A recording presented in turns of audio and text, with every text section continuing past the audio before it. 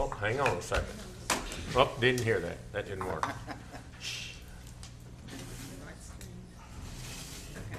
Can we start now?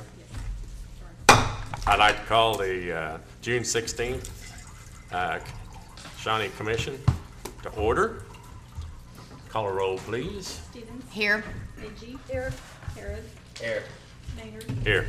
Hall. Here. Miller. Here. Smith. Here. Excuse me just a minute. Everybody get your microphones so that the TV audience can hear. Okay. At this time, if you're able to stand, I ask that you stand, and our invocation will be led by Reverend Amy Bussey from the United Presbyterian Church, and our flag salute following that. Let us pray. Gracious God of mercy and glory, we give you thanks for this beautiful evening. We pray for your blessing to be upon all these people who are here, our city commissioners, our mayor, all of the city employees. We thank you, God, for their time and commitment to our community, and we pray for your blessing to be upon these proceedings and the work that they are about to do. In the name of your Son, we pray. Amen. Amen. Commissioner Stevens, would you lead us in the flag salute, please? Attention, position, pledge. I pledge allegiance to the flag of the United States of America and to the republic for which it stands, one nation, under God, indivisible, with liberty and justice for all.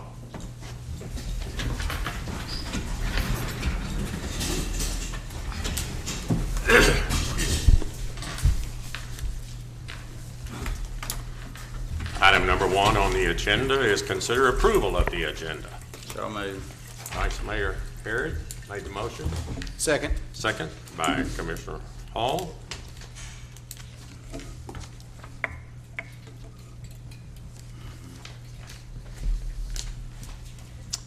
Motion carries. Item number 2 is consider approval of the consent agenda. So moved.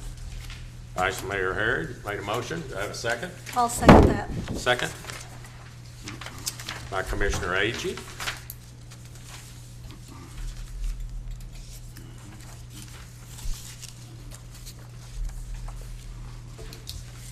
Motion carries. Item number 3 is commissioners' comments. Any comments from you commissioners at this time? I noticed that I was going to say something to James Bryce before the meeting, but I know two or three trees there in Woodland Park look like they're shedding their bark or something, maybe disease or something. I didn't know whether we need to call special attention to it or what, but I'm driving down Broadway there and saw him. I don't see James, so, but anyhow. James, we're aware of them. We've been talking about it. We'll have to hire somebody to take those trees down. They're too big for us to do, so. They have to come down. We can't save them. Well, we'll take a look at it, but they've been getting worse year in, year out. County commissioner, not commissioner, but extension agent. Yeah. We sure want to utilize his services. He's been out to my house a couple of times and told me what was going on with my trees, so I'm sure he'd be delighted to do it for us. Other comments? If not, I'll move on to citizens' participation. At this time, we have a 3-minute limit per person and a 12-minute limit per topic. Anyone like to come forward? Okay, come forward. You have 3 minutes, sir. My name is John Barrett. I'm a citizen of the Citizen of Shawnee and the Citizen Potawatomi Nation, which has been discussed about de-annexation for many years, and the people of this community are very well aware of it. On the front page of the News Star, there was a story today that Commissioner Hall is proposing a change in the charter of this city, and I am here to protest that action proposed by Commissioner Hall and mentioned in that story to take away the right of petition from the citizens of Shawnee to de-annex their property from the city. This is reprehensible conduct. It is contrary to the state statutes on municipal de-annexation and is little more than a cheap trick to deny a future majority of the City Commission from their right to act on the issues of de-annexation, as they have since this city was founded. 2 of you are lame duck commissioners. If this proposal is adopted, you will go down in history as the commissioners who denied fundamental rights granted under state statute and incorporated into the laws of this city since it began. Thank you. Thank you. If any of you would like a copy of the state statutes, you're welcome to that. And if the city attorney claims that this is reasonable or fair or legal, I suggest you consult other counsel. Any other citizens' comments? Not being anyone else coming forward, then I'll move on to item number 5. Discussion, consideration, and possible action regarding reducing the statutory minimum liability limits on city-owned property located at property considered to be the North Airport property as follows. To wit, a tract of land described as beginning at the northwest corner of the northwest quarter of Section 7, Township 11, North Range 4 East of the Indian Meridian, Potawatomi County, Oklahoma, thence 732.54 east, a distance of 3,961.17 feet, thence north 89 degrees, 20 and 49 east, a distance of, I'm reading all this for you, I hope you're following all this, east a distance of 1305.57 feet, west a distance of 659.35 feet, thence NO 22 by 02, east a distance of 1,322.55 feet, thence south 89, 34 feet and 6 inches, west a distance of 2,746.60 feet to the point of beginning, containing 282 acres more or less and except a tract described as the beginning at the northwest corner of the northwest quarter of Section 7, Township 11 North, Range 4 East of the Indian Meridian, Potawatomi County, Oklahoma, thence 0 degrees 32 feet 54 inches east, a distance of 1,029.53 feet, thence north 84 degrees 34 feet 29 inches east, a distance of 612.68 feet, thence 46 feet 4 inches west, a distance of 972.52 feet, thence south 89.3406 west, a distance of 555.37 feet to the point of beginning, containing 13.4 acres more or less. Good job. I thought you I didn't catch that. Could you go over? Wow. Okay. At this time, staff report or the city manager, I guess will be. Mr. Chairman, this request is a request of Commissioner Harrod. We've got some property north of town that we lease out to some folks for storage. State law says that cities are up to $1 million we can be sued for if there's some sort of, if we're found liable somewhere for something that we did. Commissioner Harrod's request was that we go to $500,000. Obviously, that would be less of a premium to whoever it is that we have up there. We did some checking this month to see if there was some way that SCDF's insurance policy would cover us against any kind of liability up there. The answer to that question was no. Staff's recommendation, although we know that the property up there really is just used for storage, and there's probably not a lot of risk to the taxpayer, we feel like setting a precedent to going below $1 million worth in coverage is not necessary. So I'll turn it back over to you, Mr. Mayor, unless you have any questions. Any questions of the city manager in this area? Mr. Mayor, I'm a tenant. We understand. I'm a tenant that's affected. We understand that. We're talking about the rate going down. Is a discussion here or staying where it is. So, I huh? think we're talking about it going up. Going with the up? insurance. Yeah, well, I think Chairman Barrett has been told he would have to pay for the $1 million liability right. already. So, Well, okay. and if it goes down, it would go down. But there's not a commercial entity, is that correct? Right now it's used for storage for Mr. Utter, and then Mr. Chairman Barrett has actually, he cuts the grass off. Mowing, Okay. does the mowing. Okay.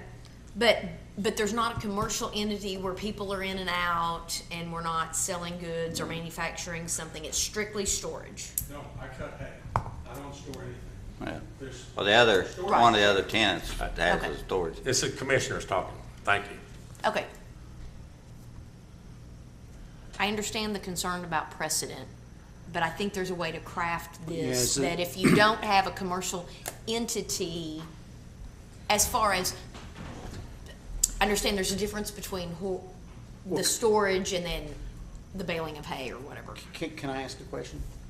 So how long has Mr. Utter leased this? I mean, the current lease, when did it start? It's been years. Years. Way before, it predates When was it myself. renewed?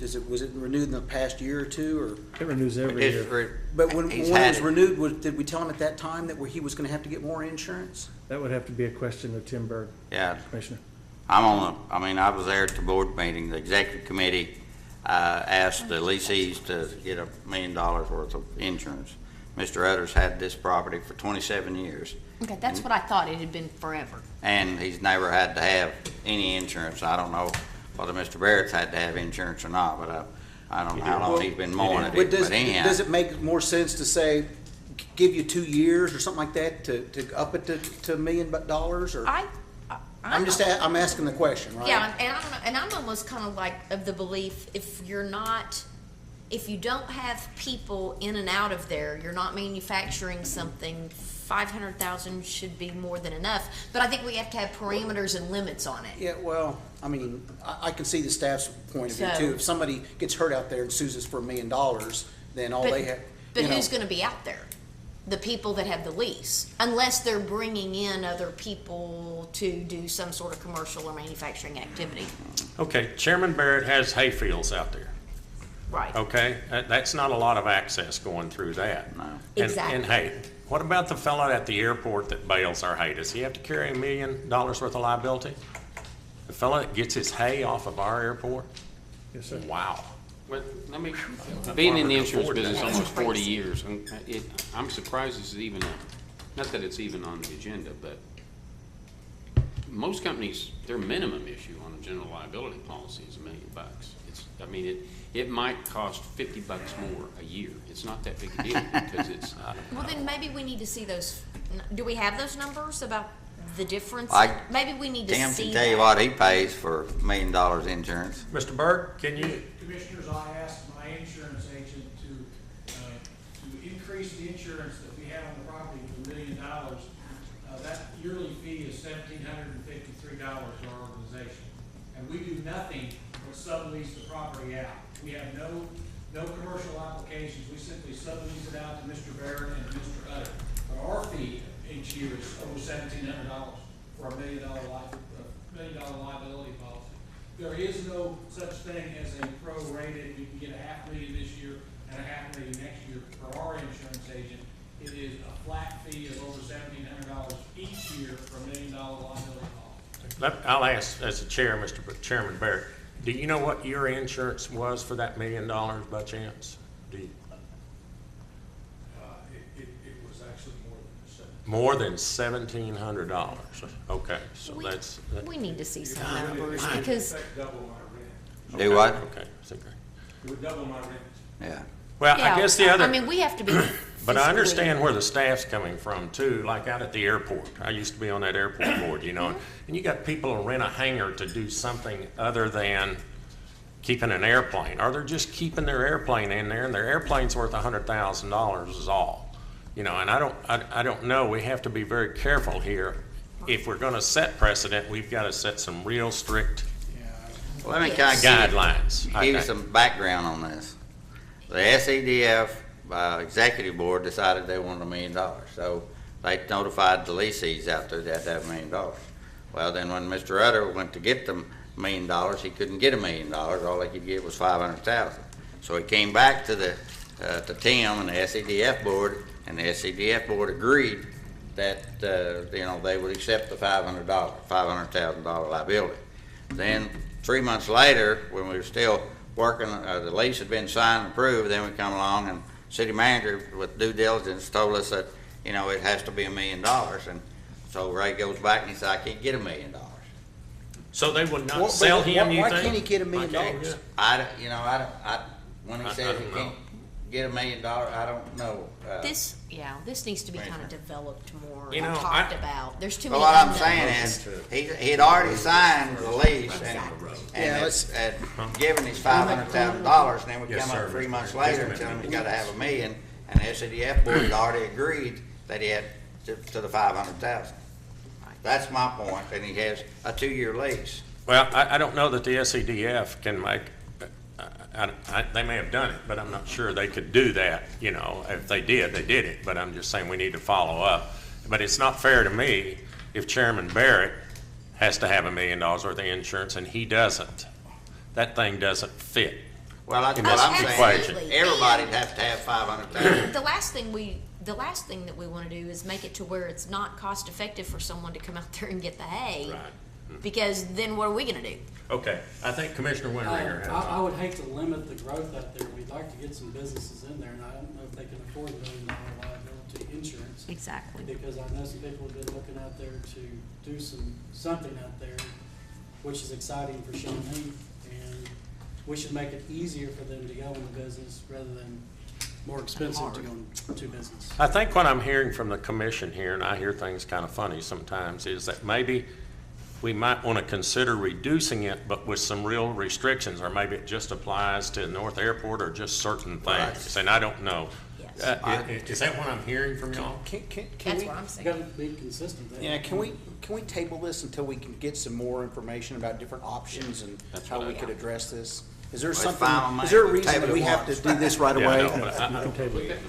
Yes. I don't either, but I just know it's not fair to come along and for the SCDF board to make an agreement and then we come along and preempt that agreement.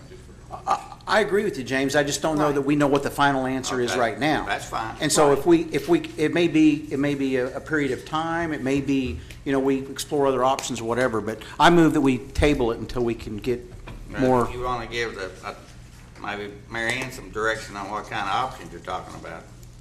Well, let me tell you what I hear and see if I'm hearing what I hear is that you would like to consider setting the liability insurance to reflect the activity on the property. So that if it is commercial or has some activity that there is some risk to, you'd want it higher than if it were something like pasture land or mowing, baling hay.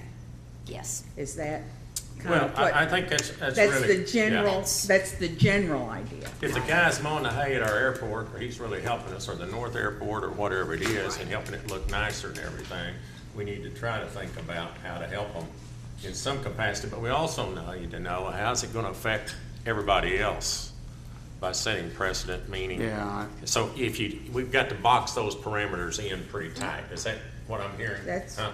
Yes. That's would be the goal, is Right. that it's a identifiable criteria so that, Okay. that There's they a know, difference- that the there's a SCDF difference- knows we know. Yeah, there's a difference between someone having a hangar at the airport that's spraying or using flammable materials versus But someone storing There- something. But the insurance companies ought to take that into consideration. When they issue $1 million liability, they're supposed to look at what are the activities there. It's higher if it's riskier, it's lower if it's less risky. So all we should have to require is $1 million insurance. That should take care of itself. That's why I'm having a hard time understanding this, and we need more information, right? Right. You wanna make a motion in that matter? to Yeah, table it? yeah, we did. Until when? Huh? You just give us a date and we can look at both those How things. long is it gonna take? 30 days? Yeah, 30. Okay. yeah. Okay. Is that your motion? That's my motion. I'll second it, Table it Okay, for we 30 have a days. motion by Commissioner Hall to. right? get this You already handled. seconded Get it? through this. No, you, and Okay. Commissioner Stevens seconded.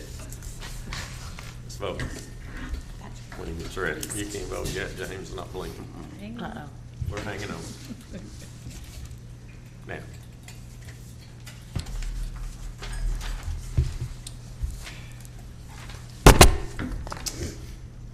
Motion carries.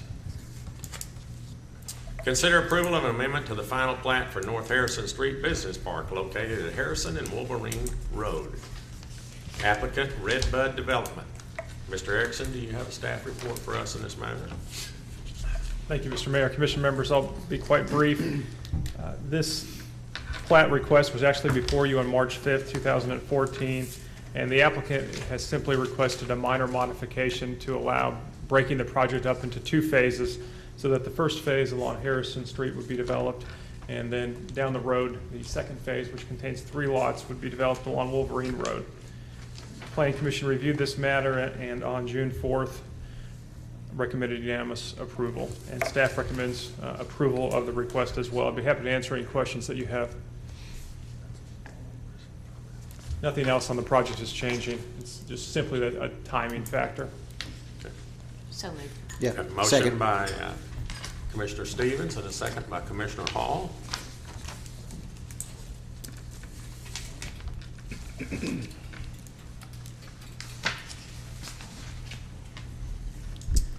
Motion carries.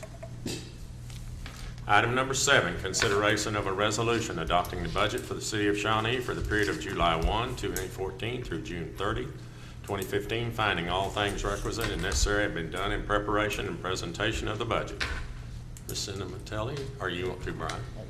Whatever Mr. one. Chairman, we've had this before the commission twice. We've held a public hearing. We've advertised as per state law.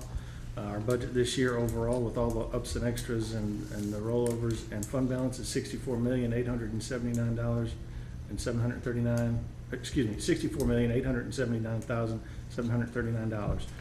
We respectfully request approval of this budget going forward. If you have any questions, we would be glad to answer them. I have a comment. I know that, Brian, that you and our treasurer, Cindy Cinnamatelli, and a lot of the department heads and other staff have worked really hard on this budget. And I think overall it's a good budget. I think everybody's done a really good job. The only problem that I have, though, is with supporting this is the legal fund. I can't support putting another $100,000 into the legal fund in addition to the $100,000 that was added to the budget for the legal department just a few months ago. So just wanted to make that comment. And I'll just second that. Just Okay, any other discussion? Okay, Chair will entertain a motion in this matter. Move to approve. Second. Second by, a motion by Commissioner Hall and a second by Vice Mayor Herod. I believe we need to hear the attorney read this title before we vote. Already voted. Huh? Oh, she already put it up here to vote? Yes. You read it She's when not gonna you tally. called the item. I read it, so huh? You Okay. read it when you called the Okay, item. then we can vote, okay.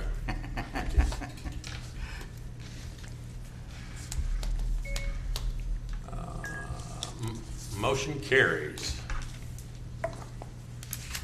Okay. Item 8, discussion and consideration and possible action on a contract with the City of McLeod for dispatch services.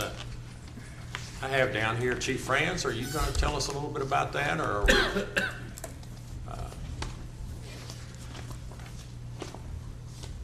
he looks mighty dapper tonight. Good evening, Mayor, Commissioners. We were approached by the City of McLeod sometime back. We've had multiple discussions and some very last-minute discussions in regard to dispatching for McLeod. We're very excited about the opportunity to dispatch for them. They're very excited for the capabilities that we bring with our technology, and especially with our upgrades that are taking place now with the upgrades to our current communication system, with the improvement on the radio towers in the dispatch center itself. So we're going to be able to provide them more services than they're currently receiving, and they're quite excited. And we're being compensated for that Yes, sir. service, right? Is this their funds that they get in on the telephone? Is that what we're getting, or what? Not at this time. They're paying us a set amount, and it's going to take some process to work to receive the E91 landline funds in this regard. But the funding right now is sufficient to get started. So that, I guess in the overall length of the term, somewhere or another, we're gonna receive the cell phone and the landline money directly instead of to McLeod. Commissioners, I understand it when the 911 board was formed countywide, the county commissioners included their dollars in that budget and that fund. The city of McLeod's going to have to request that those monies come to the city of Shawnee as opposed, but they've chosen to take money out of their general fund budget to pay for the operations and us to handle those calls for them.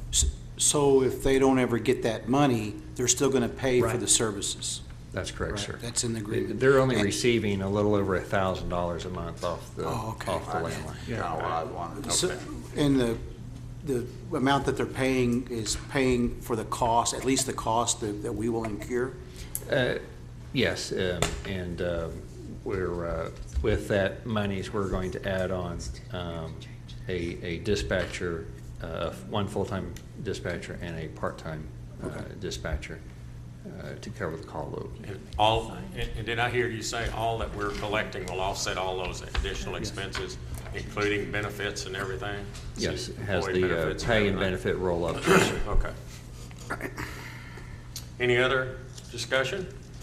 There is one item in the contract. It shows an effective date of July 1, and I believe you needed to make it effective tomorrow. That was my understanding this morning, that they are currently without dispatchers. Oh, is that right?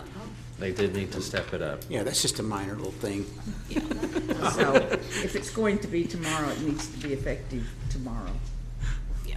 So So if you should make a motion to approve, it will need to Emergency. include an effective, just needs an effective date, doesn't need an Okay. emergency. Immediately. I would move to approve the contract with an effective date of tomorrow. Second. Okay, we have a motion by Commissioner Stevens and a second by Commissioner Hall.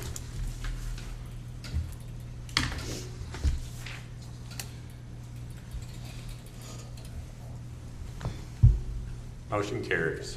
Thank you, Chief. Thank you, sir. Very much.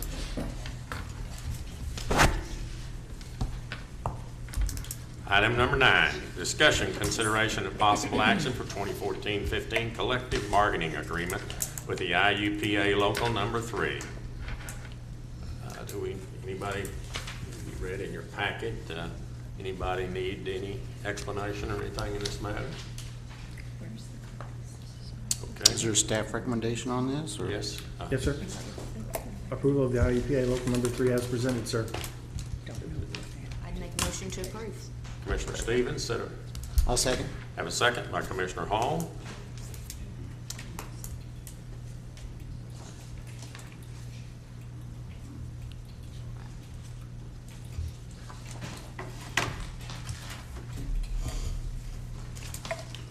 Motion carries.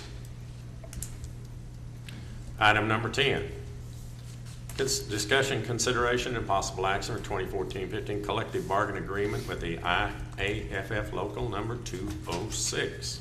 Again, Mr. Chairman, approval of the IAFF local contract, or IAFF Local Number 206 contract as presented. Motion to approve. Second. Have a second? Also, Commissioner Winteringer made the motion and Commissioner Smith seconded it.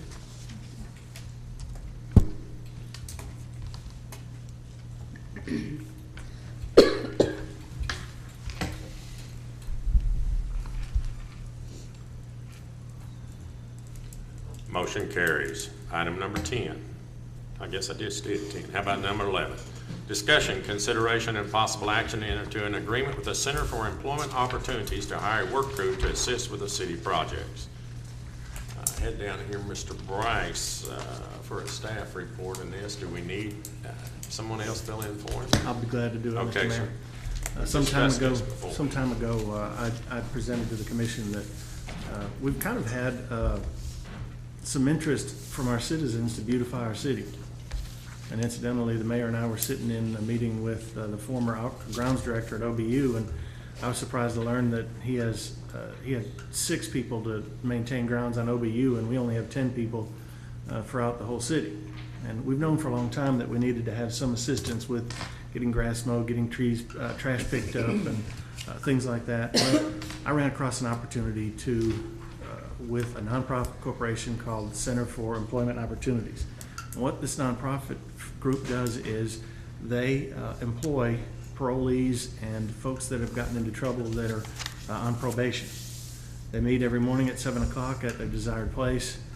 They get in transportation and they come to the job site, and 6 members work, and there's a crew member that manages them all day long. Their only real requirement of us is that we make sure we have plenty of work for them to do when they get here.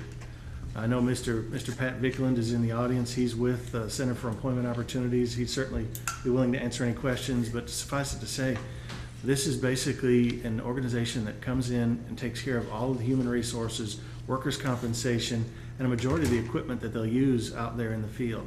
There may be some folks that come that have some training, specialized plumbing or otherwise, some trades, But for the most part, these guys are just looking for a paycheck so they can get back on their feet, and that's what this program is designed to do. And also, it has the added benefit of helping beautify our city. So, as we processed our budget, we had some expenses that were a little lower than we anticipated, or some things that the commission had done in the past to reduce expenses. We decided this might be a good option, and I presented it to the commission here a couple of months ago. It's on the agenda after your budget adoption, which means that since you've adopted the budget, it's in the budget. So the contract is $175,000. They will furnish the van, the trailer, the gas, and get the workers here 5 days a week. So. Well, who will this crew report to? They'll report to a crew leader that comes with them and drives them every day. That crew leader will report to who in our city? It'll be Jeff Garner in the audience. Okay. And the type of work that they do is gonna be grounds? Primarily grounds maintenance. Grounds maintenance. Primarily grounds. Where are they driving from? Or where are they coming from? They're coming in from actually downtown Oklahoma City, so it's about a 40-minute ride. But there's a CEO nonprofit in Oklahoma City and one in Tulsa. Several cities have used this option. After the storms last year, the city of Moore took an opportunity, and they had 2 crews, and actually they're going down to 1 now, as I understand it. And they're, instead of going to Moore, which is a 30-minute drive from downtown, they're coming out to Shawnee. And you've talked to some of these other cities I have. and good reviews? Good reviews. And our contract gives us a 30-day out anyways, if for some reason it doesn't work out. But what these other cities are telling me is when these parolees come in, if there's a problem with them, they come get them. They don't even wait the full day to take them back to Oklahoma City. So it's a win-win. They really truly want to put people, make them productive again, make them more productive members of society. We get that added benefit of hiring them, and then we get grounds maintenance. And Mr. Chairman, Pat is here if you'd like to address. It's up to the commission. Do you have any questions of Pat, or you feel comfortable because it's been presented to us in the past and we've discussed it some? You know, really, this is, just because of the job that I do and the people that I deal with, this is a part of our society that really has a hard time becoming employed when they're paroled from prison, whether they've, been rehabilitated or not, whatever your views are of prison, they need to provide a living for their family and for themselves. And a lot of them just need a chance, but it's hard for them to be employed. And so the idea that there is an agency that does this and that we're taking the chance, and the idea that we have the safety factor, because of course people are going to say, oh no, you don't want parolees in your neighborhood out there doing well, they're there anyways, so why not be employed? And why shouldn't we take advantage to make our community better and more beautiful and not have the financial risk of health care, workers' comp, their taxes? So it's good labor for us. Right. As long as we make sure, and I'm gonna, as long as we make sure that we manage it well and make sure that it's providing a service for our citizens. And I think it's a great program, and I'm really excited to see what they do in our community. In the winter, do you think we can keep them busy? What are they gonna do in the winter? Absolutely. We've talked about that. James and Jeff and Steve and the guys are working on a list of things that they can be doing for inclement periods of time. Sweeping out garages and bays and helping make street signs. There are a whole host of things that we can get them to do. Yes, sir. There's some parameters. They don't just send anybody and everybody. There That's are some right. qualifications. Would somebody tell us exactly what those are? So Pat the would be public the hear? best. Commissioner Pat would be the best to explain that. Pat, would you come forward, please? We have a question to you of what the parameters are of these people coming here. Absolutely, and thank you for considering us. I appreciate it. The parameters for people to be in our program, they have to be on probation or parole. So they're all supervised, and we maintain a very, very close relationship with their parole officer or probation officer. They have to have been released from prison or released to probation within the last 12 months. And we focus on young adults, so 18 to 25-year-olds are our focus, but we will work with any age. And we do not work with sex offenders or anyone with an arson conviction. So those groups are not allowed in our program. Right, that's what I wanted to hear. Any other questions of it? Thank you, sir. Thank you. Okay, Cheryl, any more discussion? No, I'll entertain a motion in this matter. I'll make the motion. Second. Motion by Commissioner Stevens, second by Commissioner Wintering.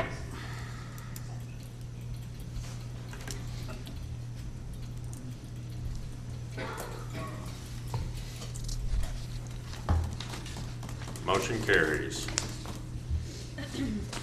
Item number 12. Consideration and possible action to pay the property and casualty insurance for the West Watkins Reservoir for the past 4 or 5 years since the city of McLeod assumed the operations. I know some of us had some questions about that. We need you to enlighten us on that, please, sir. Absolutely. I'll try not to go too far back and get commissioners to understand what's going on here. When the West Watkins Reservoir was built, it was a requirement as part of that, of the grant funding and federal funding, state funding sources that we got from that part of that area be included as recreation. As we know it today, if you've been out there, it's the West Watkins Recreation Area. And it was run by the Potawatomi County Development Authority for quite a number of years. There even was some additional money that was set aside in an account for PCDA in case they needed years when they had lean years and they didn't have as much activity out there. But the idea being that with the West Watkins Recreation Area, the campsites, fishing permits, boating permits, all the fees that were taken as you come into that facility and use it, we're supposed to use to run the facility. Long about 2010, we were furloughing employees, we were asking employees to take cuts in pay, and we got a letter from PCDA saying that we needed to potentially spend up to $100,000 to keep the West Watkins Reservoir up and running. In our agreement with PCDA, Shawnee and Tecumseh would split that 85%, 15%, roughly the amount of raw water take from the West Watkins Reservoir on an annual basis. So we paid for 85% of the total, and Tecumseh paid for the other 15% of the total. And we agreed to split the expenses on the recreation side that way as well. About a year ago, Dr. Taryn mentioned it, and it just, with things going on, didn't get dealt with. Probably 2 months ago, we had a discussion about it as part of the PCDA board, and as part of the PCDA board, the city manager of Tecumseh and myself sit on that board. The city manager and I agreed that we're trying to full cost account McLeod's running this reservoir. And one of the things that we haven't put into there was PCDA had been paying for the property and casualty insurance on there since we made the switch in 2010 for, was it 2009? 2010. So essentially what this is this is the insurance premium for the recreation side that PCDA has been paying for several years. And so we will invoice Tecumseh for the we will invoice Tecumseh for their 15% of the $42,523. And it's our recommendation that we do pay that. I feel as though it's our obligation. Do we get the income from the recreation, from any fees or anything? McLeod takes it in, processes it, and uses it for their staff toward operations. We have an oversight committee that meets on a monthly or bi-monthly basis that sees how things are going out there, and they oversee the expenses and the income.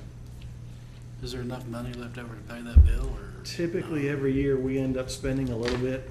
One year we bought them a boat because the boat PCDA had just dilapidated to the point that it couldn't be used on the lake.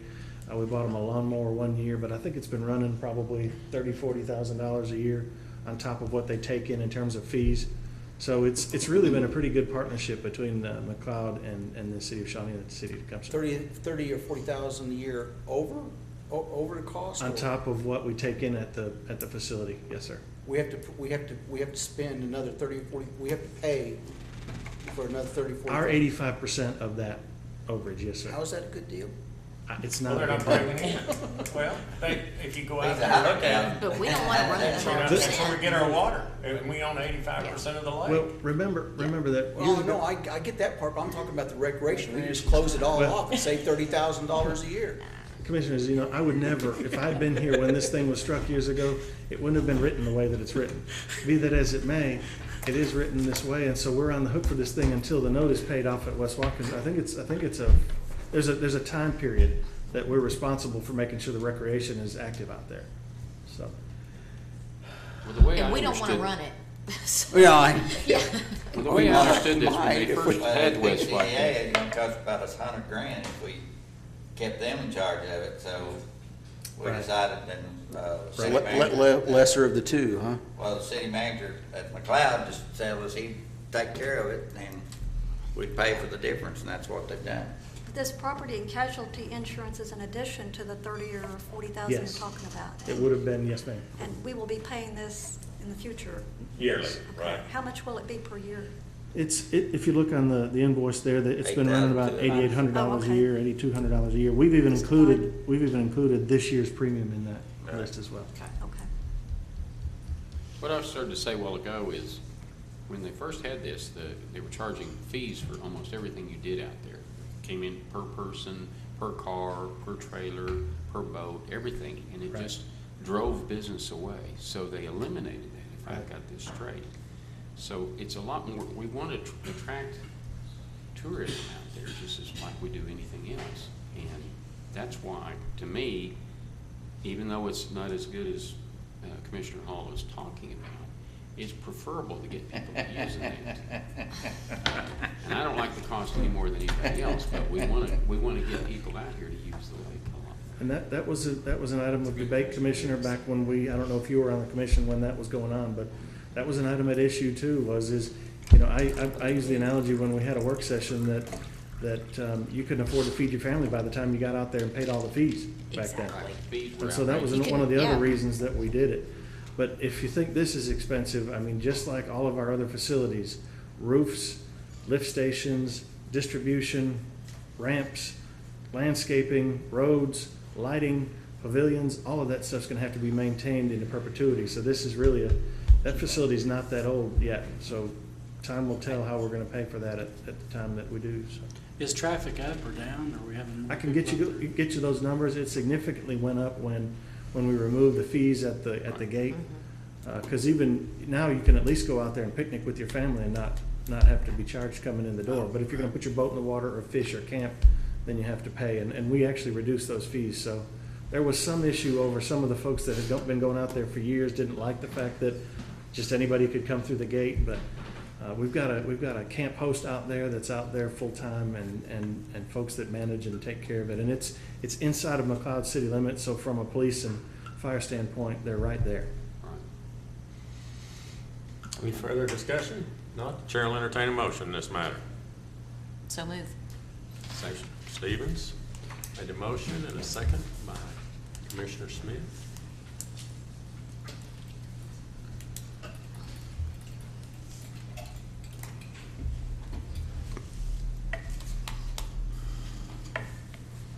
Motion carries. Item number 13, consider a resolution nominating Bertha Ann Young, a former city of Shawnee treasurer, to renewal of a 5-year term as a trustee on the Board of Trustees for the Oklahoma Municipal Retirement Fund. Mr. McDougal. Mr. Chairman, staff's recommendation is to reappoint Bertha Ann Young to the OMRF Board. So moved. Second. Motion by Vice Mayor Harrod and a second by Commissioner Stevens.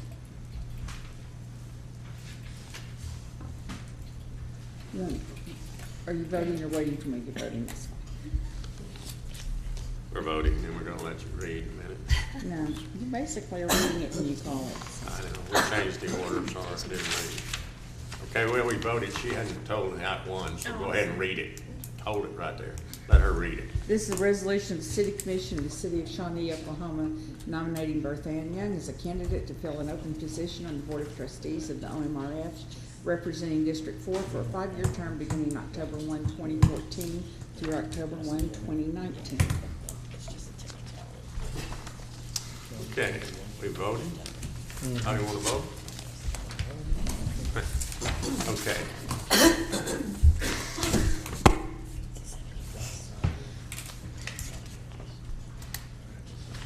Can't tell on that screen. Oh, motion carried, yeah, you'd already voted. Oh, okay. Because you read it. I didn't know what this voting meant, I didn't know what that screen was, so, okay, thank you. Just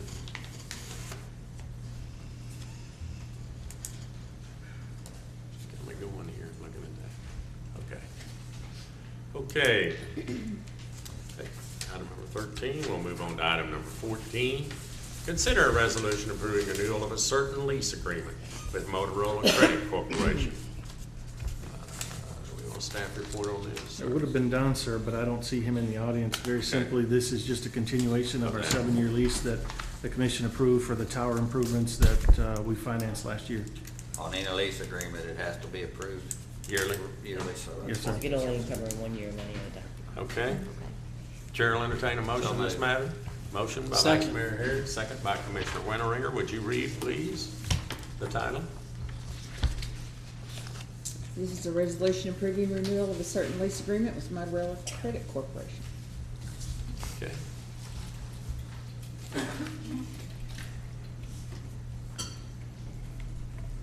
Motion carries. Item number 15, consider a resolution authorizing new signatures to apply for and enter into an agreement for use of a corporate Visa card and naming those individuals on a Schedule A of agreement. Cindy, you need to talk about this. I don't have a credit card. My name is on there. I want one. I need it. The bank, Rhonda Mascot retired, and she's been handling the banking stuff all the time, and this is one of the items we have to do in order to remove her and have the signatures. There's only a couple people who can go into, get the credit cards. Basically, it's me that goes, and Phyllis and Brian, who are all signers on the accounts, but this is for us to be able to go into an agreement with another, like another department needs a credit card. And we limit the credit cards, and they are monitored very closely. Okay. Excuse me. This is basically a bank formality. Okay. So moved. We have a motion by Commissioner Stevens. Do we have a second? Second. Second by Commissioner Smith. Read the resolution, please, ma'am. This is a resolution authorizing new signatures to apply for and enter into agreement for the use of the corporate Visa card for the city of Shawnee and naming those individuals who are authorized to sign.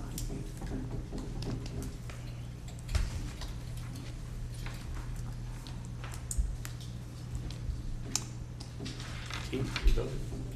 Sorry. Motion carries.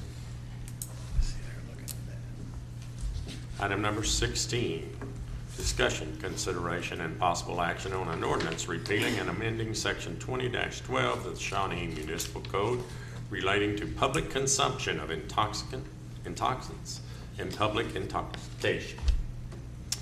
Mr. Erickson? Mr. Mayor and Commissioners, the ordinance before you this evening would make a modification to section 20-12 of the Shawnee Municipal Code. That current code, which dates to 1986, makes it a misdemeanor to consume intoxicating beverages in public, which is normally a good thing, but it is prohibitively restrictive for special events. For instance, the city of Shawnee has held an art and wine festival for many years that no longer continues, but there are other special events that on occasion happen, particularly in downtown Shawnee, once, twice, or 3 times a year. And this ordinance would allow that to occur. As we're processing requests for special events and took another look at the code, we realized that we couldn't escape this section and its prohibition. So this ordinance would allow for a limited exception for the consumption of alcoholic beverages when it's associated with a special event and when a special event permit has been issued. And that's it. And the secondarily, it does also reference an option for sidewalk dining where a restaurant, say downtown, that would have public right-of-way immediately adjacent would be able to serve a beverage that they also serve indoors. There really isn't currently anyone that fits that definition downtown, but this would provide that in the future should such a business exist. And so staff does recommend approval of the ordinance, and staff does also recommend approval of the emergency clause. Okay. Yes, I'm coming up within 30 days. We do. So moved. Second. Mary Ann, do you want to read that? This is an ordinance repealing and amending section 2012 of the Shawnee Municipal Code relating to the possession and consumption of intoxicants in public places and intoxication in public places, providing for severability, providing for repealer, and declaring an emergency. Okay, I believe we need to vote on this matter, then we'll have to vote on the emergency clause. So So this mean we can get intoxicated in public now? Sure, if the city signed off on it. Only if you want us to know where you're sleeping that night.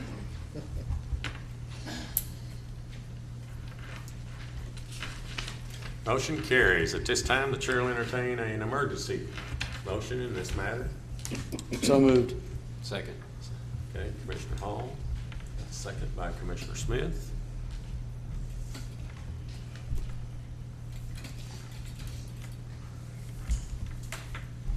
That motion carries. Okay. Item number 17, consideration possible action on a budget amendment for Senior Citizen Center to cover expenditures made outside the budget in 2013, 2014. Call on Cindy, or you going to make a comment here? The contract for the senior center right now was, for the fiscal year 2013, 2014 was $89,713. This budget amendment would amend the contract to $95,513. They've had some revenues that were short. They didn't raise as much money as they want. They had done some work in the municipal auditorium and had some repairs that they would like us to pay for. So we're asking for a budget amendment to their contract, or amend the contract, so that we can go ahead and reimburse the senior center for the additional expense. And Kate's here if you have any additional questions. What about the contract review board? Does this eliminate them in this matter? Is this okay? This was some of the repairs that were done to the municipal auditorium, probably we should have done, and James Bryce was aware of them. I don't know if it really legally needed to go to the contract review, because they're actually asking for additional money to pay for repairs. Mr. Chairman, the contract review committee is a recommending body, certainly to the commission. If the commission wanted to send it back to that for a recommendation, we'd be glad to do that. We know that the senior center really needs the dollars, so we put it on the agenda just as quick as we could, and so Kate's come make her. Motion to approve. Second. Okay, before we vote, I just want to make an additional comment. I agree with that. But what I'm saying is that one of the real struggles that they're going to have over there, until we figure out a way as this commission to resolve it, is we've got to get them heat and air in that building. Well, And then they can generate revenue. You know, I mean, it is right now, it's miserable in that. We're hoping Right. budget 15-16 we'll be able to do the. Right, but, you know, I think I don't want to say this, that I hope they're not. In December of 2015, so there'll be some bond money available, and that could be one of the top priorities for that concern. And we've been putting money away each year. Right. Because we put 250 from this fiscal year, and then we have another 175 for next year. Okay. So we're getting close. Getting Okay. close. All right, then we need to vote, I guess. They service a lot of people over there. It's a great organization. Motion carries. Acknowledge the sales tax report received on June 14. You skipped 18. Oh, I did? I'm sorry. Discussion, consideration, and possible action on proposal for a charter amendment on requiring a vote of the people to approve detachment of the territory under specific circumstances. Commissioner Hall had requested that I prepare something for you. Before we get started, I want to make it clear what this is not. This has absolutely nothing to do with the petition process. The way both annexation and detachment work, each of them has two ways to work.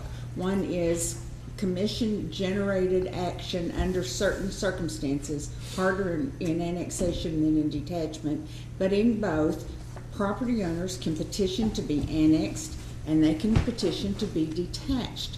But the petition doesn't determine whether or not they're annexed or detached, even under the present system. Those petitions come to the governing body, to you, and you either grant them or you don't. And if you grant them, you do it by passage of an ordinance. Absolutely no change in that under what Commissioner Hall has asked us to prepare. That would still exist. With detachment, if you do not approve the request, you do not enact an ordinance, then the petitioners who want to be detached go to district court, and the district court decides whether they should be detached. What the proposal that I was asked to work on was that once that ordinance is passed by the commission to detach, if it should do so, that it would be referred to the people for a vote to approve or not approve the ordinance. That is, the ordinance would not become final until that. There, a common provision in charters throughout Oklahoma, it kind of depends on who you hire to write your charter, we don't have it here, but is that transfer of real property, for example, has to be done, or leases in certain amounts have to be done by ordinance, and the ordinance doesn't become final for 30 days to allow people to circulate a petition to put it to a vote. This would be a similar item. It's the idea then, if you want to do that, is you look at under what circumstances do you want it to go every time? Do you want it to go just under certain circumstances? But it makes absolutely no change in the ability of property owners to petition for detachment. That's still there. There's no change, no proposed change, no discussion of change, no advice from me that you make change. That what we're talking about is, if you decide to detach, do you want the people to vote on that, or do you want it to stay with you? Is that on the detachment if there's streets and utilities and so forth in that area? Is that still where they have to make arrangements to pay for those, or some agreement to pay for them? The commission has to agree on that and all that amount? The statute allows you to require that. Again, that's something you could put As one of the conditions. as among the conditions That we detachment. for detachment, that we be reimbursed for any infrastructure that we invested. Now that includes. Does that need to be added into this? Well, I mean, I think that's on the list of things y'all need to talk about. You probably need, I mean, just for purposes of organization, to see if you really have an interest in doing it. And if you have an interest in doing it, what kind of, I mean, I know you wouldn't want to vote to do it till you knew what the circumstances were. But if there's enough interest in doing it, then we can craft the circumstances. So here's my opinion on it, right? And I've shared this with some people. As a commissioner, I don't feel like me and 3 other people have the right for the city to say, we're gonna de-annex, we're gonna detach a certain property if there's already residents and businesses and infrastructure on that property, right? I don't think 4 people in this city, a population of what, 27,000 or whatever it is, should be able to make that call. I think it should go to a vote of the people, right? I've talked to numerous people about this. I have not talked to any person that agreed that 4 people should be allowed to do that this should be citizens. And what we're voting on here anyway is just to let the citizens make that call, right? It would still go to the citizens to vote. Yes, first they'd have to vote to say they wanted the right to vote. They wanted they have to vote on this to say that we want the right to vote, you know, on this. Changing the charter. To change the charter. You know, and as far as the conditions, I think the conditions are pretty clear. I mean, we can talk about that, but, you know, we've said if there's, you know, at least one commercial, the way we have it written here is 1 commercial entity, you know, 5 residents, you know, we can add the, you know, reimbursement for infrastructure investment. You know, I think those 3 conditions there are pretty clear and obvious. You know, I don't think, you know, I'd certainly open a discussion on it. Well, I have a concern about going to a vote of the people for a couple of reasons. One would be if it was during an election, a general election or some other election. We don't know all the circumstances behind a request for de-annexation at this point, and there's no way you can predict whatever circumstance is going to be. So if there's not an election coming up, it could be several months, maybe a year. I don't know how often, you know, elections are held. And if you call a special election, then you're talking about spending thousands of dollars. And I think this makes it much more difficult for the commission, who is supposed to be elected to represent the interest of the citizens and is supposed to have researched and has all the information available to make a decision, I think it makes it much more difficult for them to make those decisions. And if it goes to a vote of the people, a lot of times people, if they're going to a general election to vote for another reason, they may vote on this issue, but they may not know what they're voting for. So I'm just not sure that I'm real comfortable with this. So Linda, do you think that the commission in the past has always made the right decision for the citizens? You don't think that the commission can make a wrong decision? We can't put everything to a vote of the people. Well, this comes up, what, once every 50 years? I just have a problem with the timing of this in general. And I think we all know where this is headed, and I'm sorry, I'll be the one to say it. This is all directly related to the Citizen Potawatomi Nation, the upcoming election in, 2 weeks. I just have a problem with the fact that we're even having this conversation. I'll be honest with you, I guess I've not related it to that. You know, I think. Oh, Wes, I come don't. on. I don't. We go in executive session and we all know what we talk about in executive We session. know what we talk about, but I guess what De-annexation he's is saying huge. is that he questions that 4 people sitting on the commission can take away revenue from the city if that entity decides to increase water rates, do whatever it is to all the citizens without them having an opportunity to vote on it. And right now, the timing of it is, it's right before an election's going to happen, and the potential that there's going to be 4 people on the city commission that are gonna agree that possibly, should the CPNs decide that they want to try to de-annex or detach, or whatever the term is we're using, that those 4 people might choose to do so. When we're in the midst of the sales tax issue, the water issues, everything. I mean, it's just, there's an agenda here that I'm not comfortable with us making the decision until later. My agenda is I think, to put something in place that's fair to the citizens. If I would have found out about this 2 years ago, even before I was on the commission, I would have brought it to the commission then and said, hey, this isn't right to allow 4 people, 4 individuals that you know, could be influenced or whatever in order to pass something and detach something that's going to affect my grandchildren's grandchildren. This can affect people for years, right? And I respect your opinion, but I'm just saying, I just find the timing of it to be a little odd. I can't support anything Well, I'm like saying the this timing at of this this because point. I just found out about it when we're talking about all these other things. Again, it has nothing to do with that. I would have brought this up 2 years ago. This commission has handled these issues in the past, so. That's another issue, is that this has been in the charter for many, many, many years. And has it ever really been a problem before? I mean, have we had a big issue where this has been a problem? I don't know that the city's ever de-annexed anything, have we? We've annexed only the thing, to my knowledge, in my research, and I could be wrong, the only thing we've annexed is out where Indico, is that right? That area out there, have we annexed other properties? I don't know, you've been around longer than me. So. The de-annexations of the last, I've forgotten how many years we looked, have been those small tracts. One of the things that's in the ordinance now is that the only things that you can detach by petition, which is how that has happened, have been the things that are on the border and not laid out in lots and blocks. So you don't lose something out of the middle of the city limits so that you have some kind of island. So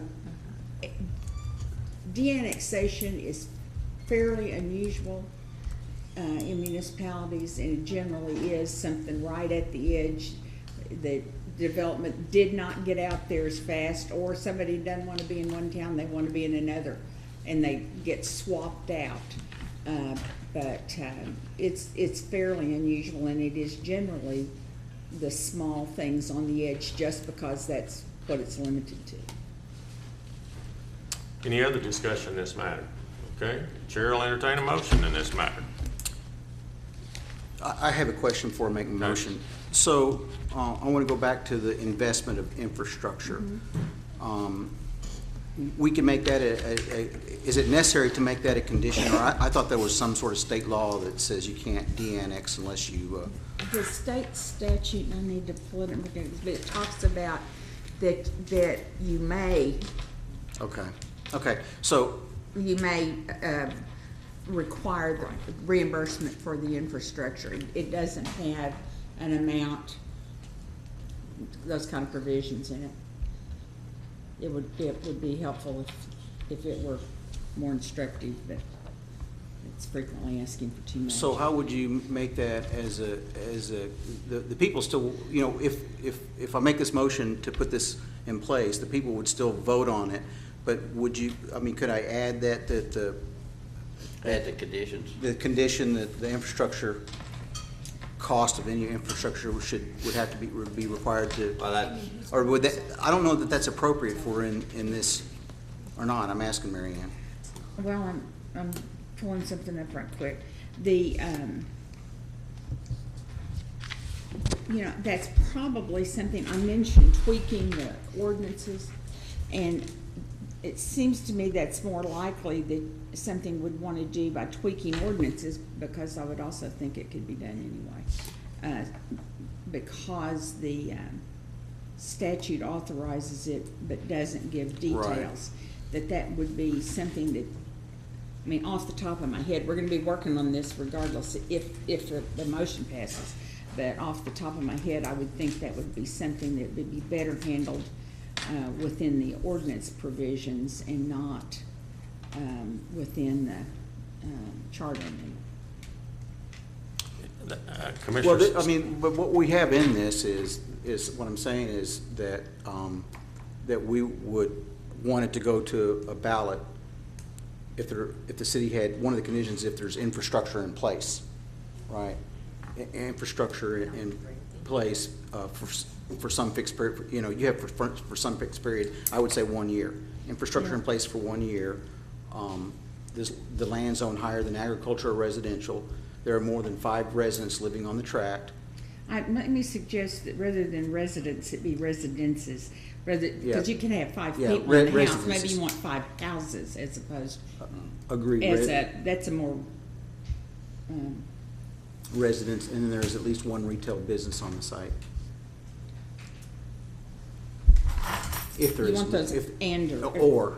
okay. Or. and the city assets be reimbursed. And Commissioner Stephen, one of the things that concerns me is with the commission having that power, let's say you get 4 new people on here and they vote to de-annex something and we've got millions of dollars worth of infrastructure, and they just give that away. Well, that's not fair to the other citizens in the city to raise their water rates, do whatever it is, because that's gone away. To me, is the thinking, is where I'm hearing from. Well, maybe this should be developed a little more. Maybe this is not the commission to make Yeah. those decisions. I just don't Yeah. agree with it. I That's think this fine. is all That's very fine. political, Sure, and that's I don't fine. like it. I want to make a motion that we approve the, Yeah, well, and we're probably violating state Yeah. statutes. make a motion. I'll that- trust our Okay. attorney before, Yeah. Yeah. she's the attorney in here. in the And that's room, okay. not Before we make a somebody else, motion, so. could we have a little more discussion here? You know, we just found out about this Friday evening or Friday afternoon late. It was Father's Day weekend. I don't think a lot of us had a lot of time to do any research or put any thought into this. But I'm not going to interfere with the motion that Commissioner Hall wants to make. But I know, I tried to do a little bit of research. I didn't have a lot of time. But I know that there are some other states where they allow the commission to go ahead and detach by ordinance. And then there's a petition process in place that if someone objects to the commission's decision, you know, then they can get a petition of a certain percentage, 3/4 of the registered voters in the city and 3/4 of the people in the area to be detached. And then once they get that, then they call for a vote, a public vote.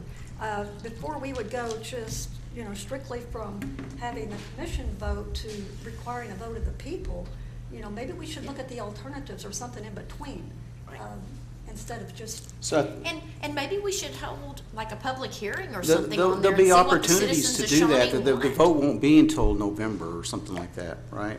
So there'll be. There'll be an opportun- election on it. Yeah, there'll be an election on it, right? In November would be the. Yeah, Available. so I move that for detachment with the conditions listed, you know, with the. They include we approve it. infrastructure? And, yeah, with adding the, you know, reimbursement of infrastructure cost. 3 days.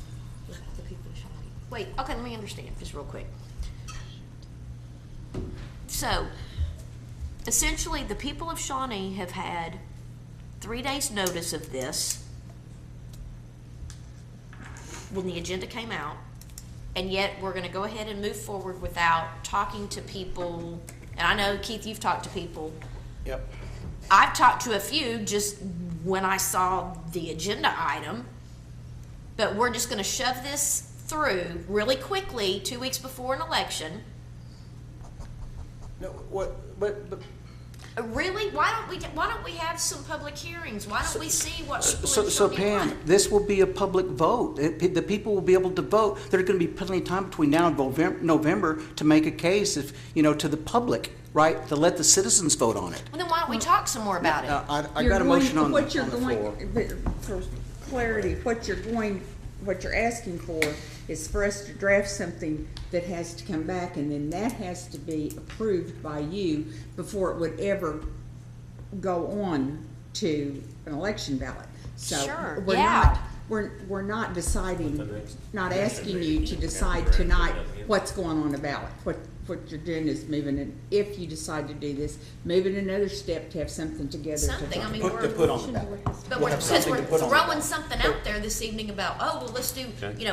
5 residences and 1 commercial Would activity. you have time, Mary Ann, between now and the next meeting to put something together? Sure. Well, but what she said was that we can go ahead and vote on this, and if we vote she will come back with the wording, and then we approve the wording, right? No, I But wanna we see still, the we can wording still, we before can we still vote. move to put it on the ballot. We need to see I'll wording and second stuff, the and we motion do to that get all it the time. Print it out and to get it back to us in a printed form. Okay, you wanting to make a motion to authorize staff to prepare a more formal document based on, I'd second that. No, no, wait just a minute here. I had a motion ahead of you. No, I didn't make a second. that's, but that's what okay. you would say. That's my motion, is to get that printed up, to put it on the ballot, but we want to see the wording, and we'll agree on the wording before it goes on the ballot. You have to have the precise wording before it Yep, can go on the yep. ballot. Okay. Okay.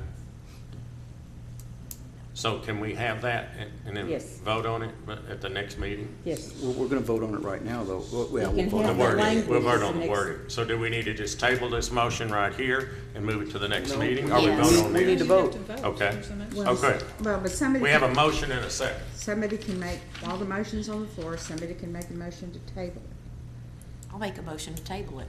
I'll second that motion.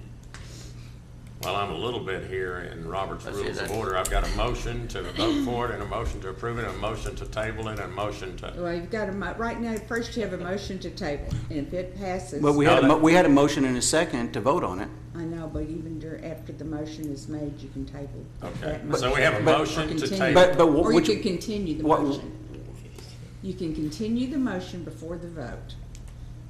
You have, I always treat motions to table need to be treated as motions to continue, Okay. to meet the open meeting law. If the motion to continue passes, comes back on the agenda at some later date. If it doesn't, then you've got a motion, then you can vote on the motion for staff to prepare the language to bring back. Okay. So we have a motion on the floor then to continue. I guess that's what I'm hearing. Yes. Is what I'm hearing. And we have to vote on that before we Yes, vote on the first. other one? To not table it? No, It's a motion to table motion it to until the table. next To meeting. continue it. To the next, to a time certain. Are you ready? To the next meeting. Year Can we and a half. continue? We have a motion to continue, it needs to be to a time certain. 2 weeks, 4 weeks, 6 months. First whatever, meeting in July. Which is the next meeting. Okay. Okay. You ready to vote? Better. Okay.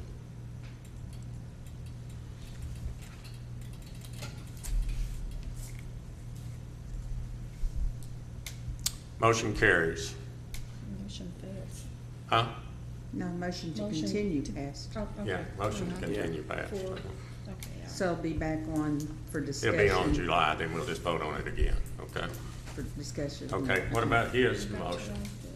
Well, his motion just got continued to Okay. July. And it'll come up as his motion comes back up. Okay.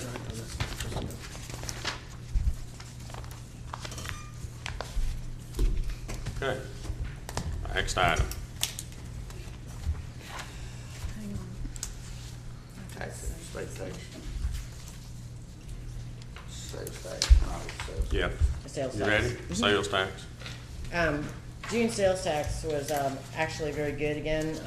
We were up 70,000 for last year, and for the fiscal year total, we were up 4.92% or $804,000. Compared to 2012 numbers, when we were starting to regain some of the economy back, we were up from 105,000 from 2012. And next time I do the sales tax, which will be the second meeting in July, I will have a full year of different categories so that we can see what's been up and what's down. And I'll try to compare 2 or 3 years. Okay. Any discussion or anything? Chair will entertain a motion to accept that report. So moved. Second. Motion by Commissioner I Hall, don't think we second. have to vote on that, do we? That's what it says. It's just acknowledge the report. Oh, we don't. Okay, I'm sorry. Okay, city manager's report. Thank you, Mr. Chairman. Just wanted to tell the commission thank you for 3 things tonight. Number one, adopting our budget for $64 million. It's a tight budget, given our expenses are going as fast as they are. You can see it in my budget document, my budget letter that shows what's going on. Secondly, thank you for increasing the employee benefits this budget year. It is difficult for us to compete in Shawnee with our unemployment being what it is, particularly as it relates to someone having a trade or some sort of training, and having a benefits package that is reasonable for employees to be able to afford, and those that want to come to work for us is a real, it makes us competitive in the marketplace, and I appreciate that. And also, I say on behalf of our labor unions, thank you very much for adopting those contracts. Mary Ann, Cindy, and Tammy worked really hard this year. Of course, you remember now, when this thing starts out during the beginning of the year, I lay out and the department heads lay out what we want done. And so we send her out there with a list of things to do. And they went out there with a hefty list of them, and we got some great things this year in contract negotiations, and I'm really proud of them and want to thank them and you for approving those contracts. Number two, Commissioner Smith and myself attended the Serenity Symposium this last couple of weeks. It's always informative to know what's going on in our tribal governments, and to meet with them and talk with them about what's happening in their neck of the woods. Next, myself, I met with some of the Dunbar Heights folks. They're concerned about some of the programs that the YMCA runs at the community center for us. And there's going to be some ongoing discussions. You guys will remember that we got a grant from the Vetus Foundation in order to expand services down there, put up a fence, do some playground equipment and things like that. So we're excited about the opportunity to talk with our neighbors there to see what kind of services they want to see in the community center. And those meetings will be upcoming. Chief France, myself, the mayor, and Commissioner Agee all met with the West Side Neighborhood Association here a month ago or so. It was lively. They had some issues that they needed to address. I personally appreciate being able to meet with neighborhood associations and welcome that, because when we have an issue out there, they tell us. Kind of like the Downtown Merchants Association tells us what's going on in their world. The mall tells us what's going on in their world. West Side Neighborhood Association certainly is vocal and tells us what's going on in their neighborhood. They're very vigilant about what they want to see and what's going on in their neighborhood, and they tell us every day. So I wanted to let you guys know about that. Also, we met with the YMCA, Keenan, the airport manager, and myself met with the YMCA regarding their lease.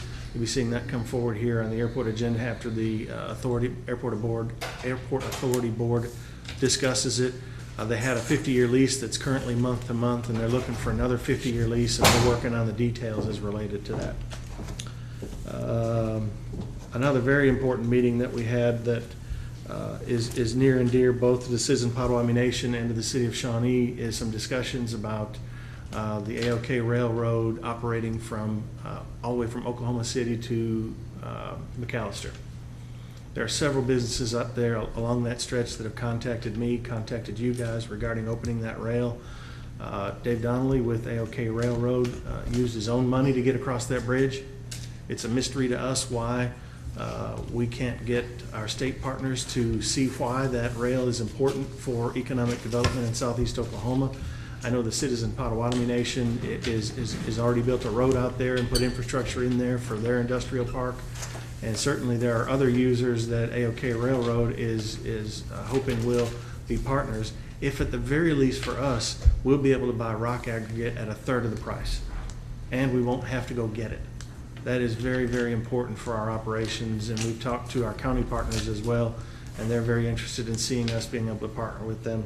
So having said that, some folks that we've kind of rallied, in particular, Bill Ford spoke to SCDF this week, and we're rallying some partners to get together on the 25th of June in Wewoka to talk about this with some of the industries that are out there, some of the existing industries that could expand, hopefully some of the others that may want to locate in those places.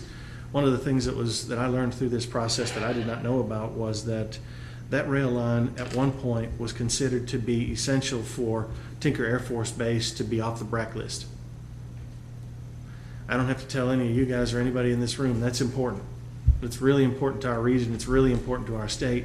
And the reason why is because of that munitions plant that's in McAllister. I know they've had some difficult times over the last couple of years, but I think if we could get rail there, it would make their operation much, much more viable. Not to mention the oil that's in southeast Oklahoma, that's being transported via rail at rates that are way less than to get them to Oklahoma City and elsewhere besides by truck. So when we're bringing in goods and we want to add value to them and provide jobs to our citizens in southeast Oklahoma, we need to make sure that we consider those things. So the coalition will be put together to help build steam, no pun intended, but to build steam about getting that rail fixed and finding the dollars statewide or otherwise to get the rest of it open all the way to McAllister. So it's been closed 30 years, but it's an important economic development tool that even the governor has identified as something that we need to go after. Wednesday, the Hunt Properties out of Dallas that traded the school land commission property off of North Kickapoo Street. The groundbreaking is at 10 a.m. there. Parking will be at the Delta Cafe. They don't open for lunch until 11, so we'd really like to see all the commissioners at that event. Also that same day, the State of Oklahoma Chamber meets at the Expo. For those of you that don't know, former Mayor Chuck Mills is being sworn in as the president of the State Chamber this year. We need to be proud, and we need to support that at the Expo if you're in town. It's an important event to have somebody from Shawnee be, from our town, be on the State Chamber representing the entire state. My Secretary Carey may have contacted you about some work sessions. We mentioned that we would put those together once the water and sewer master plans were complete. They are complete now. You guys should have drafts of all that. I want you to have your questions lined up and ready. I know for some of you that stuff's a little dry, but it's important. It's important in the future growth and sustainability of a water and sewer system for economic growth and for potability. And so we're going to do a series of work sessions on the Monday nights that are off Monday nights that aren't city commission nights, so hopefully accommodate commissioner schedules. I mentioned last time that we had some issues with CP3, the company that's putting in the dredging and putting in the wall at the river, at the North Canadian River there, after about a year ago when it washed out. We're meeting with them coming next week to talk about what's going on. We still owe them about $65,000 of $150,000 or so contract to finish that work out there. At this point, they unauthorized put that dirt in that location they didn't have a permit for. We moved it to where it needed to be. It was in the neighborhood of about $12,000 for us to be able to do that, and we'll be seeking damages from CP3 for that because of their negligence. Thank you. You still have their bonds, performance bonds? Yes, sir. Yes, sir. We're in a good position here. We'll get. I'm confident we'll get it worked out, though. The pool pre-bid is tomorrow. I've assembled a staff of inspectors. We're going to consider the thought about hiring an individual inspector that has some more experience with pools. We obviously do roads and water and sewer infrastructure, and we do that pretty regularly. Pool construction is a little bit different, but I've assembled a team that's actually going to start out with this, and we're going to determine whether or not we need to go forward with hiring somebody outside or not. But we can't afford to have this project be a project that our citizens see as something that didn't go in without a hitch, and we didn't get a good product coming out. So it's important to do that.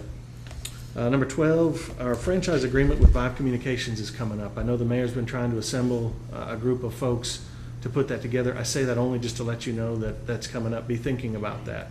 There are some creative things that we can do, and things are different now than when it was television communications. It's internet, it's fiber, it's all of these things. And one of the things that we need to get together as a county is to get into the 440 pair of fiber that are out in I-40. And I think that's one of the things we need to be having those discussions with Vive about. Because they're the provider, they're the ones that can maintain that, and they're the ones that can have the billing system to back it up. The other thing that I put in my budget letter was economic development money. I'll continue to say this until you guys, either run me off or tell me to hush, but economic development money to become competitive in the world of economic development, not just for land, which we already have, spec buildings, which we need, and helping companies that come here and compete here locally for those jobs is very important. We need to find a steady source of dollars for economic development so that we can grow quality of life for our We have a citizens. steady source on that. It's our sales tax. As it grows, they get part of that, right? That's true, but it's not enough. Okay. Way short. Way short. We need millions, sir. Well, you can vote a dedicated ad valorem tax. Yes, you can. What is that, 5 meals or 4 Yes, meals sir. for that? Mr. Chairman, been that advocate for that concludes all my along. report unless, Commissioner, I'm Do sorry. you have Mr. any new business to share with us? No, or sir, is no that new business. Include that. Okay, I'll adjourn our commission meeting, and I will proceed to the Shawnee Airport Authority. I will call it to order. We do have a quorum. I'll consider approval of the consent agenda. So moved by Vice Mayor Harrod. Do I have a second? I'll second that. Second by Commissioner Agee. Let's vote. I'm gonna have to take Pam out of here. Hold on just a second. I didn't know she'd left the room.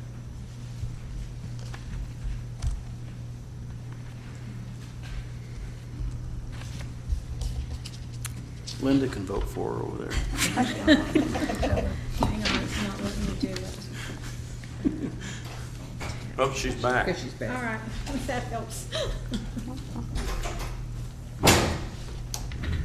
All right. Are you ready? Yeah. You're gonna let us vote. Hang on, I've lost everything. We understand. This is an improvement, right? Modern technology. There we go. No, that's all. Everything. It's all crazy. You wanna call the roll? Hang in there. Okay, let me make it bigger. Let me go back. All right. Got it. Good job. Motion carries. Item number 2 is consideration of a resolution adopting the budget for the Shawnee Airport Authority for the period of July 1 through June 30th, 2015, finding all things requisite and necessary have been done in preparation and presentation of the budget. Ms. Cindy? This is just a resolution adopting the budget for the airport, because they are enterprise fund, we have to do it separately. Have to do it separately, huh? Okay. So moved. Have a motion by Commissioner Hall, a second by Vice Mayor Harrod. Would you, You read it when you called. I read it when I called it, okay, so we don't need to read it, huh? So let's vote.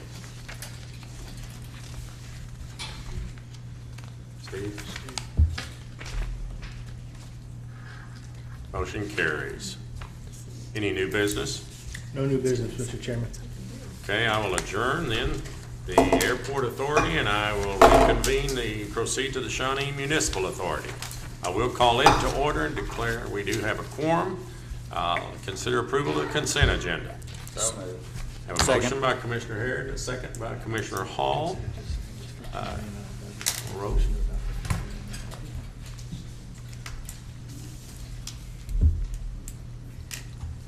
Motion carries. Item number 2 is consideration of a resolution adopting the budget for the Shawnee Municipal Authority for the period of July 1, 2014 through June 30th, 2015, finding all things requisite and necessary have been done in preparation and presentation of budget. Cindy? It's the same, Same that we had? you have to Just have to separate- do it, huh? You have to separate them out. Have to separate them out, okay? I guess I've read it again, huh?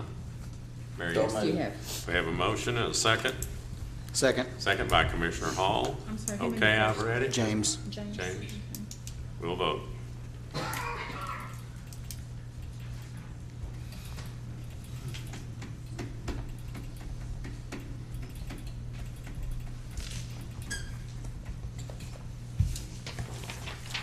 Wasn't flashing. Mine wasn't flashing. Mine wasn't either. Mine's still flashing. Steve, go ahead and vote. I think it's tabbing it, but No, when the not evening's flash. done, Okay, it'll flash. okay. Motion carried, okay. Any new business? No new business, Mr. Chairman. Okay, I will adjourn the Shawnee Municipal Authority, and I'll adjourn our meeting this evening, and thank each and every one of you for coming.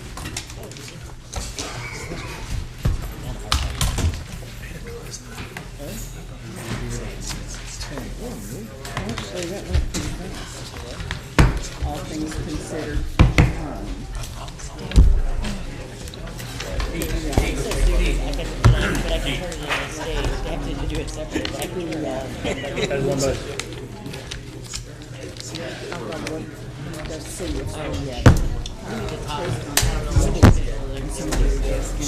Project.